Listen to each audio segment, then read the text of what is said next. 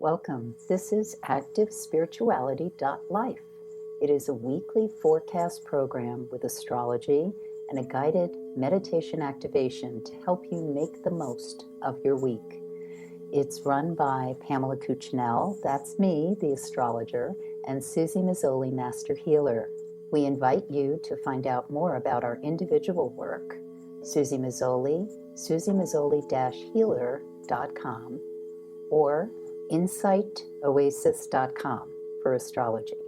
You can also find both of us at activespirituality.life, and we look forward to your joining us every week. Please share with your friends.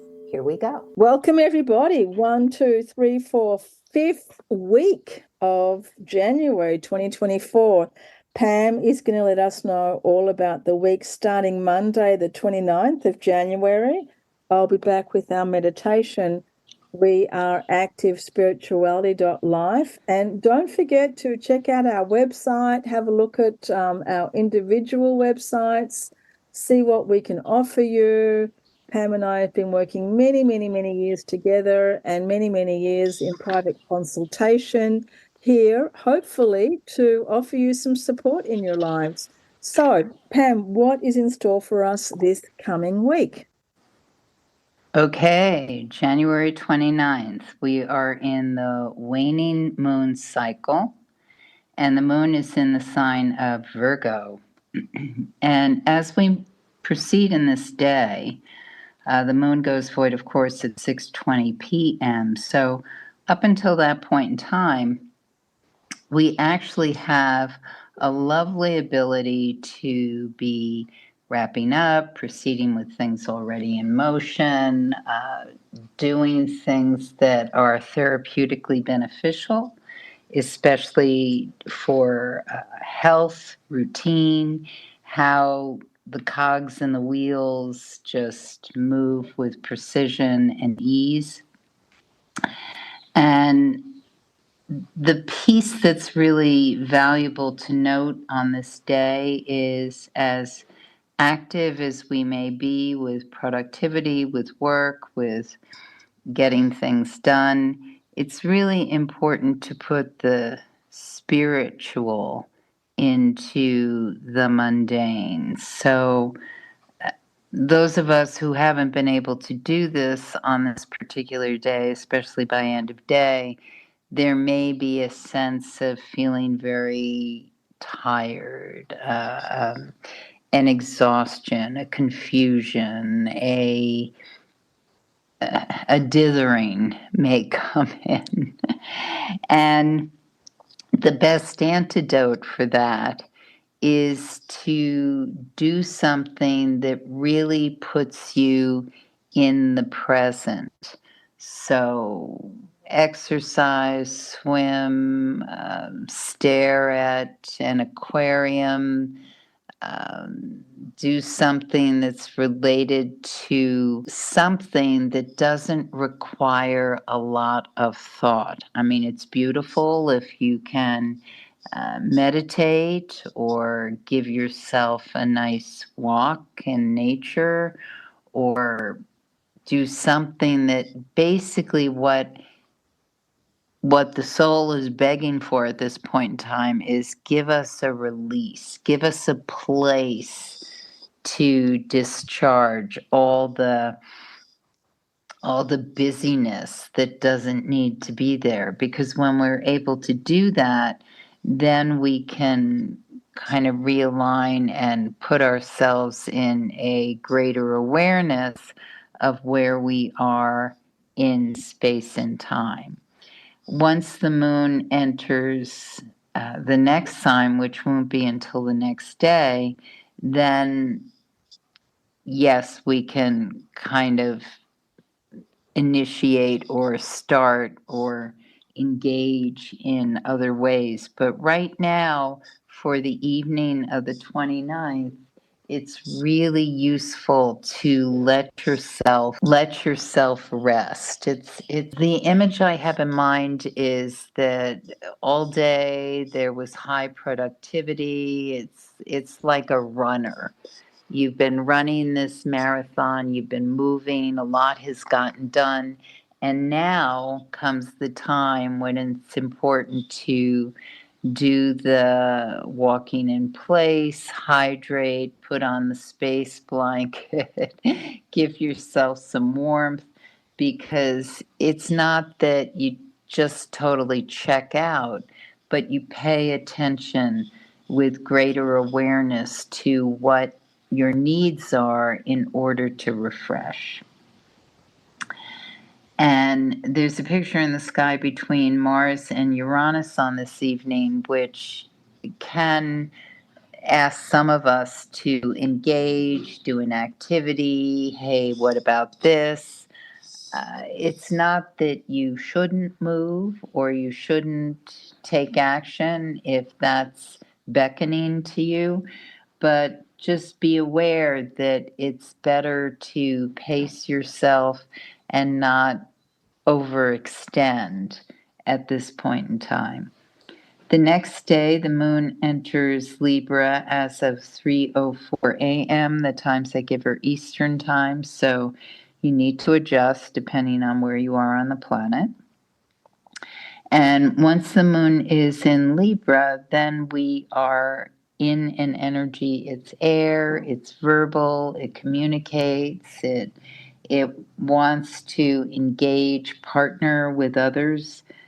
This may or may not be something that's up for you at this point in time, but if it is, that is heightened, especially if you're an air or fire sign. That sense of, who do I partner with? Who do I have a conversation with? How do we get this off the ground and running? So what's important to keep in mind on this day is that there are bumps. So we can hit cross signals, we can feel as though we're only halfway there, we're not able to get through in the way we really want to get through. Don't see it as a wash, see it as a building process, because that's what it is.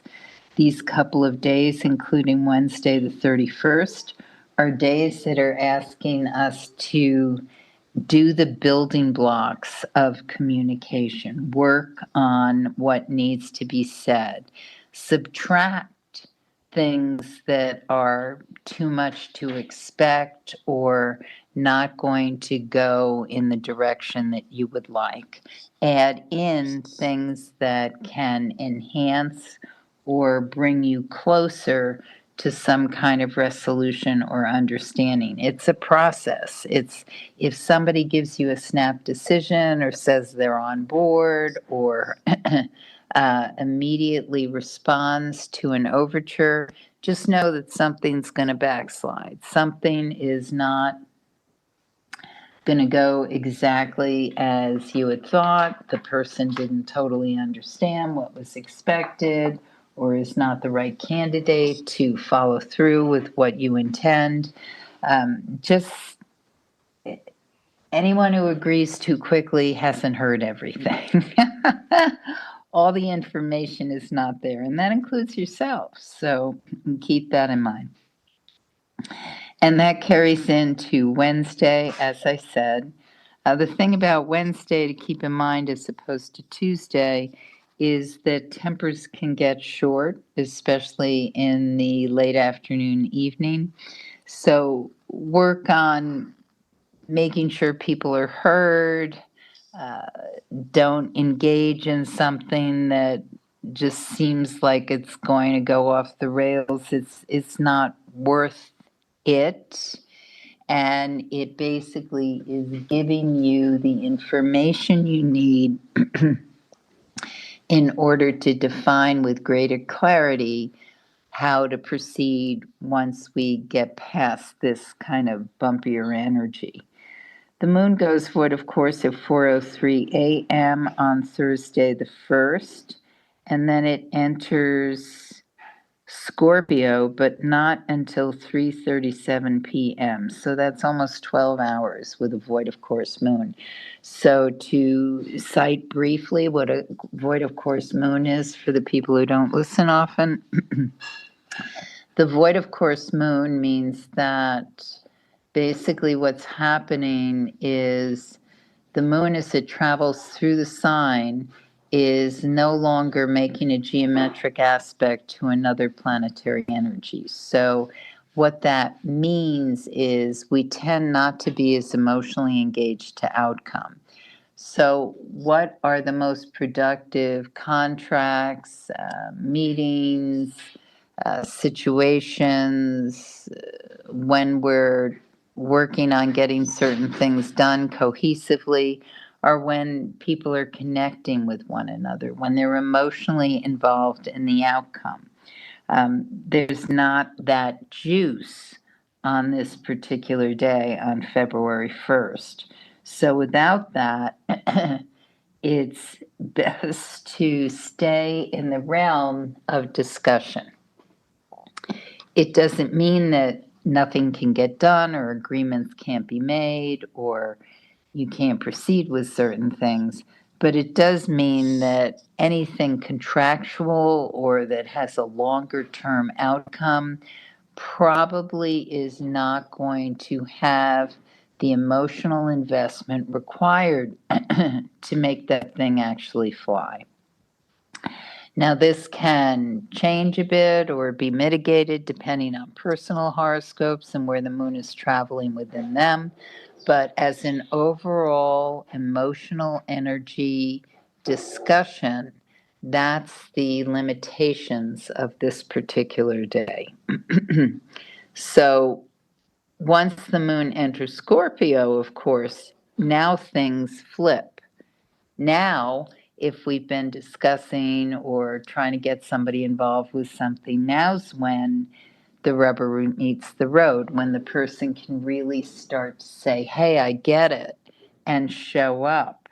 This actually bodes into, especially when we get past afternoon, once we're into the evening, then we're in the place that really has the longevity and sticking power. Now, the part about the late afternoon, early evening on this particular day is that it can be revealed what the hangup was. So here's a scenario. Let's say you've spent the last couple of days, or especially this day, the first, on talking to a person, working on engaging, getting a message across, and there's been no glue. There's been no pickup. There's been no response that really showed you were on the same page or this was going to go somewhere.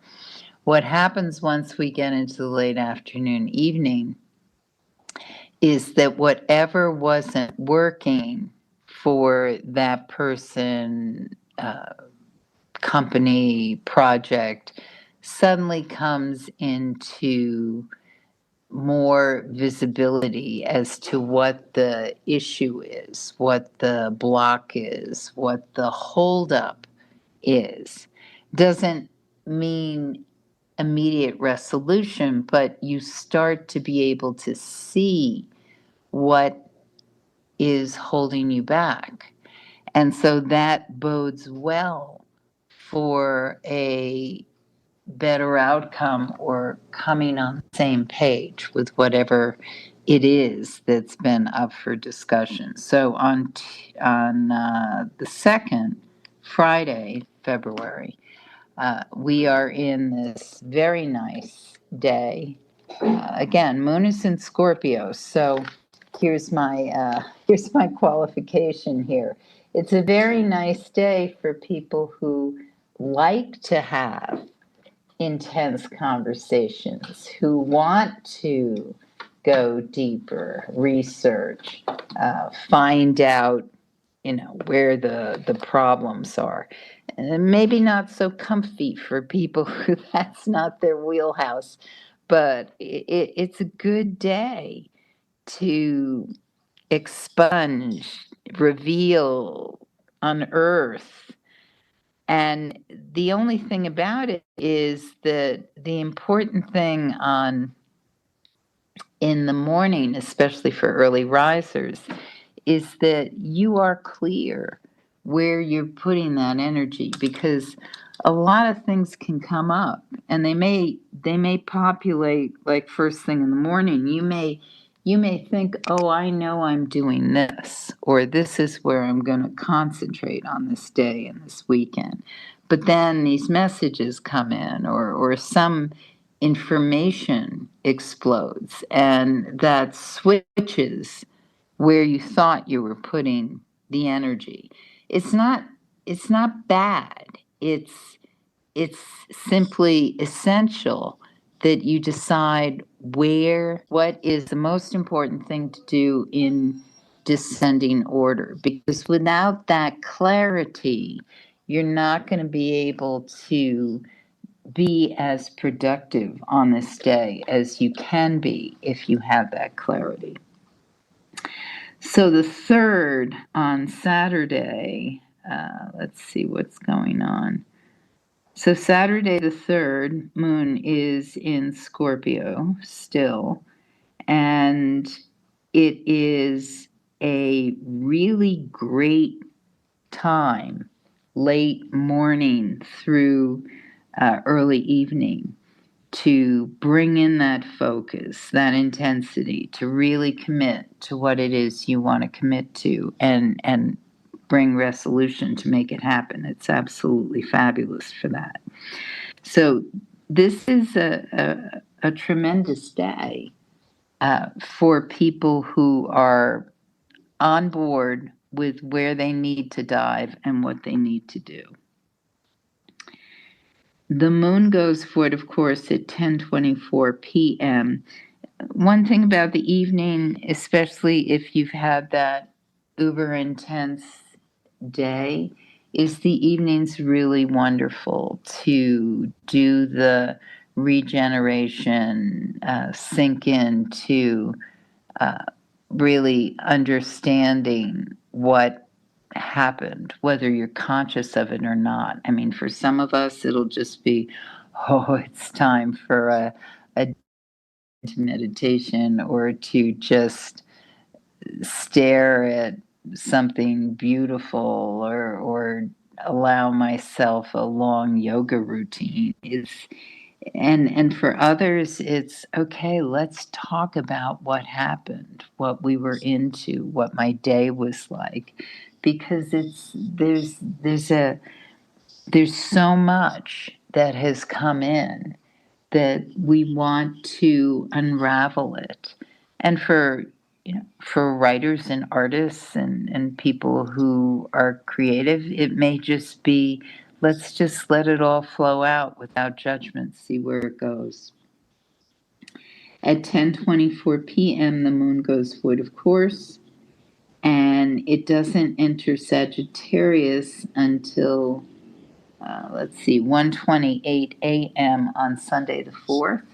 So the late evening on the 3rd is really delicious to just get a really good night's sleep and do everything you need to do to just heal, rest, recharge. On Sunday the 4th, with that moon in Sag, oh my. The thing about this day is that moon in Sag wants to move. It wants to take action. It's reactive. It gets inspired. It wants to follow the train of thought, or the path into the woods, the thing that just entices. That's what it wants to do. And that's really great.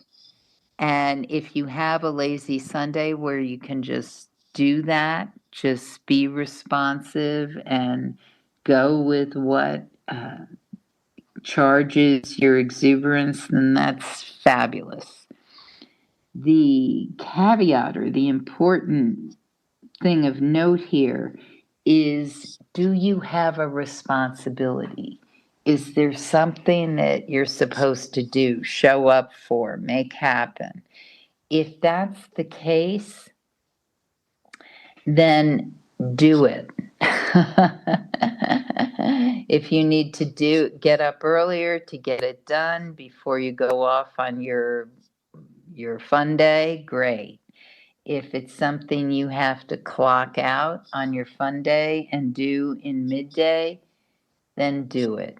It's so important that you show up for whatever that responsibility is, because if you don't, it's going to bite you. It's as simple as that.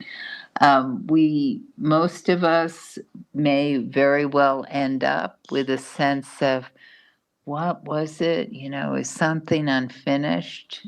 There may be that feeling at end of day, and it may not be until the next day that, boom, we get it, what it was that we missed doing. But if you can give yourself that edge and keep in mind or benchmark or do whatever that thing is, the day spent is going to be that much more glorious. And now I turn it over to Suzy. Sounds like integrity and meeting your obligations in a way to me. Yeah. Mm-hmm. Don't play hooky until you're allowed to.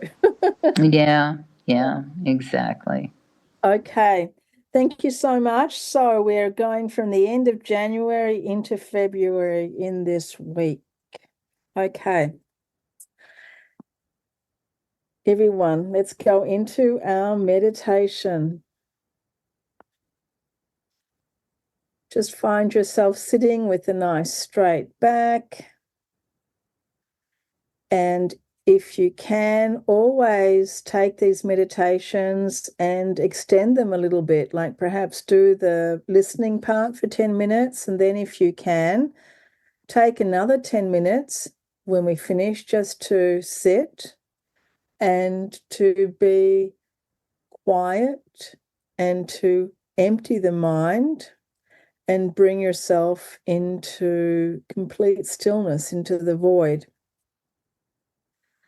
Really great way to help yourself, and you're also bringing very peaceful, very gentle vibrations into the world, and we need that in the world.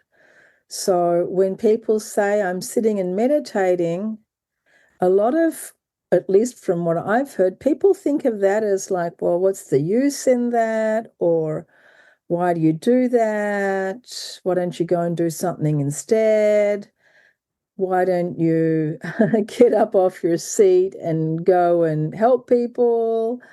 So we have to really understand that meditation is also a very important way of helping not just ourselves, but helping the world, because we're creating a resonance, we're creating a frequency, we're creating an energy field when we meditate. We're always creating an energy field. You walk into a room where someone's angry or been angry, you can feel it. That's the energy field. You walk into, for example, a monastery in Nepal where monks or nuns have been meditating and chanting for hundreds of years. That's a very powerful and very peaceful energy field. So when we're meditating, we're creating something that is peaceful, that is non-judgmental, that is full of compassion, that is boundless kindness. And that meditation energy goes out into the world around us. So we are, in a way, we're meditating always for peace. We're always meditating for selfless, loving kindness. So remember that each time you take your seat, each time you take a few moments to meditate, you are putting that energy into the world, and you are helping, you are supporting the state of peace in the world. So let's bring ourselves now into that state. the state of peace, taking a few deeper breaths. And many of the things that I've learned from decades and decades of practicing as a Tibetan Buddhist, it's all about allowing ourselves, which is very, very hard, to detach from our desires, to detach from our ego, to detach from our anger, our greed. And these are the ways that we can come to a more and more peaceful state. So one of the ways we can do this is by simply concentrating on our breath and simply breathing. Taking the breath in, holding it for a moment, taking the breath out, holding for a moment. This type of breathing is where we put our concentration. So we're training the mind. This is a very important part of our practice, is the training of the mind.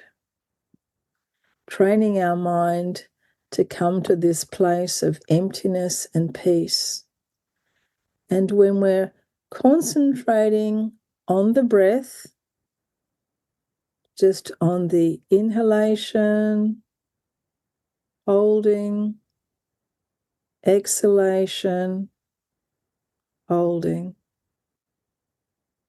inhalation, holding, exhalation, holding. As we do this, we're bringing all of our energy, all of our mind, all of our concentration, and focusing it simply on the breath.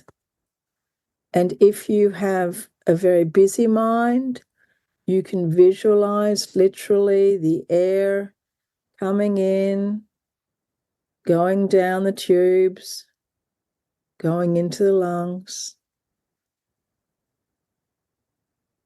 and going out. So you can use your mind to visualize, give it something to focus on and visualize if it's very busy.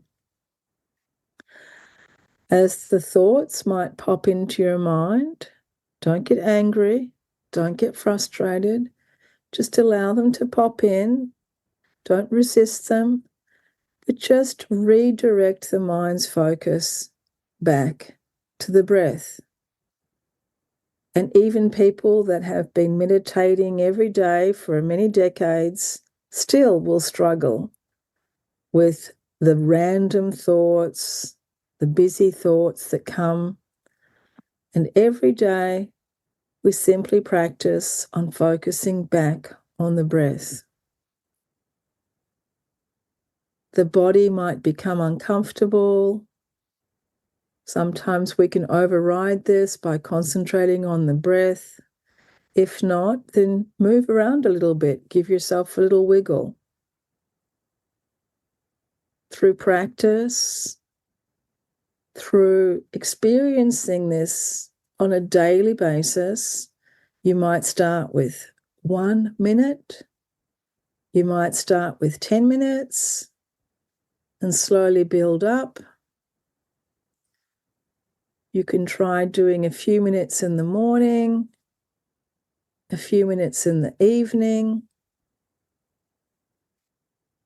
Generally training the mind, training even our physical body actually for sitting, training ourselves to come to this place,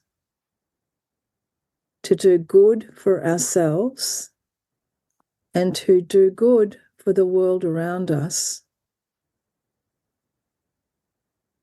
When we quiet the mind,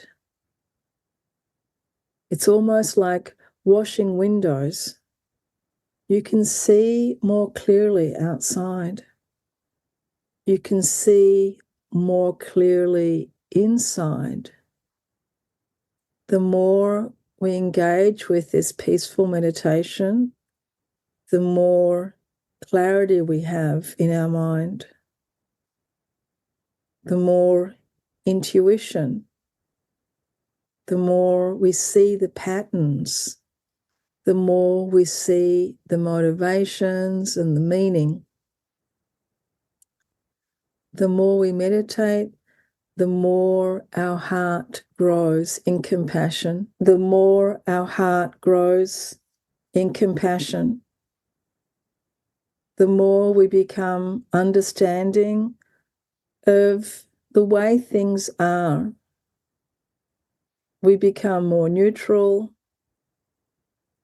less dramatic, and more peaceful.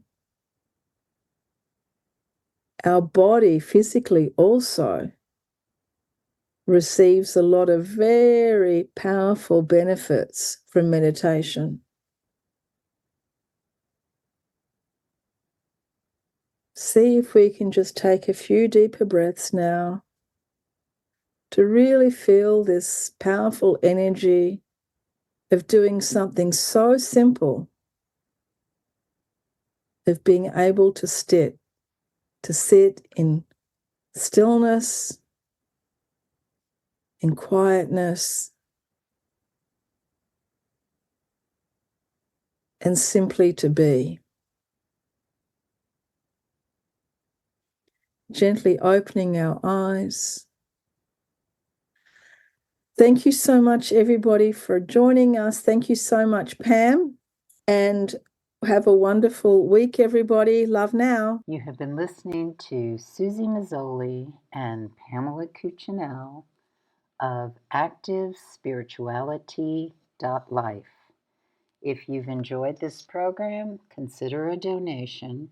You can find the link for that, ActiveSpirituality.life. Regardless, we look forward to having you join us again for next week's podcast. Please share and have a great week.